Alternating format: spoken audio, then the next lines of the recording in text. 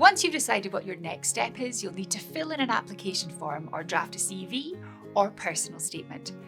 Preparing those in the same way as you'd prepare for a formal presentation can really help you to think about what you need to include and how best to communicate the strength of your meta skills, your soft skills.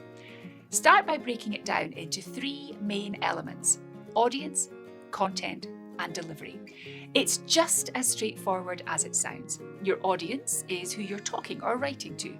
The content is what you want and need to get across, and delivery is how you say or present that content. Now, audience, content, and delivery are the 3 things you need to keep in mind when you're preparing for any presentation or any situation in which you want to impress. They're all important, but the way I see it, the most important of the 3 is your audience. So that's where we're going to start. Who are your audience? It should be fairly obvious. It's whoever's going to be receiving your job application or your college or uni application, or the people on an interview panel once you get to that stage. Ask yourself 3 things about your audience. First, who are they or who might they be? Second, what do they already know about you? Assume nothing other than what you tell them in your application. And third, what do they need to know about you that will help them put your application into the yes pile? Now think about the job you'll be doing or will be training to do, or the course that you'll be studying. What meta skills do those people need? A healthcare professional will need good communication skills.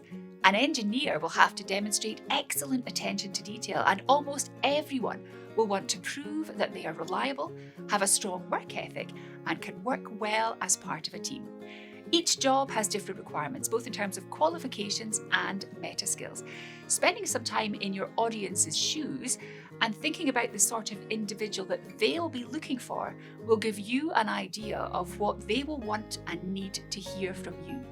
Now, a job description will usually list what's required, but if you can think beyond that, you might just give yourself some extra advantage. But your audience won't just want to read a list of meta skills that you could have copied from the internet. You'll have to show evidence for each of the skills that they might require. Maybe you had an early morning paper round. Getting up at 6 a.m. every morning to cycle round dark streets before school is evidence of a whole array of desirable qualities. Reliability and determination are just 2. Or you might have worked part-time in a shop or a hotel. These jobs will also demonstrate reliability and communication skills, problem-solving skills as well. Taking part in sports can show teamwork and cooperation. Mastering a musical instrument demonstrates you have the patience and the determination to succeed. And babysitting, or being a young carer, will show that you're reliable and have a compassionate side. Whatever you do in your spare time, whether that's sports or clubs, volunteering or a part-time job, helping out with mentoring at school, they can prove that you have the skills your future employer or university is looking for.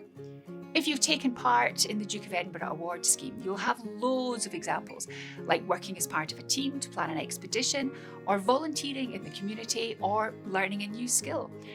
If you've travelled abroad with World Challenge or helped raise funds for a charity, you'll have gained experiences there. And if you get them into your application, they can help you get from where you are now to where you want to be. If you can't think of examples on your own, ask those close to you if they can help. Parents, teachers, and friends can often see the qualities in us that we can't see in ourselves. Speak to your friends, offer to help each other out. But the most important thing to consider when you're thinking about your audience is how do you want them to feel about you when they've read your application or met you for an interview. You probably want to make them feel that you're exactly the enthusiastic, reliable, committed, and caring person that they have been looking for. Make sure that's all going to come across from what you write or what you say. Now, all we've done so far is think about the audience and what they need to hear, but you'll see that by thinking about it from their point of view, you've already got quite a lot of your content, and that's what you want and need to get across. If you remember, content was the second of our 3 elements: audience, content, delivery. So next, have a look at what you've already prepared and look at it with a really critical eye. Make sure your application is clearly written and easy to read and understand. But most important of all, if you have a passion for the subject, make sure that passion comes across. Now is no time to play it cool.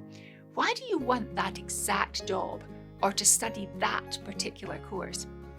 Maybe you've got a personal reason for wanting to go into nursing, or you've had a lifelong fascination for architecture or engineering. Whatever it is, make sure it's specific and relevant and that it's included. We've touched on both audience and content. You know who you're writing for and what they expect and need to know about you.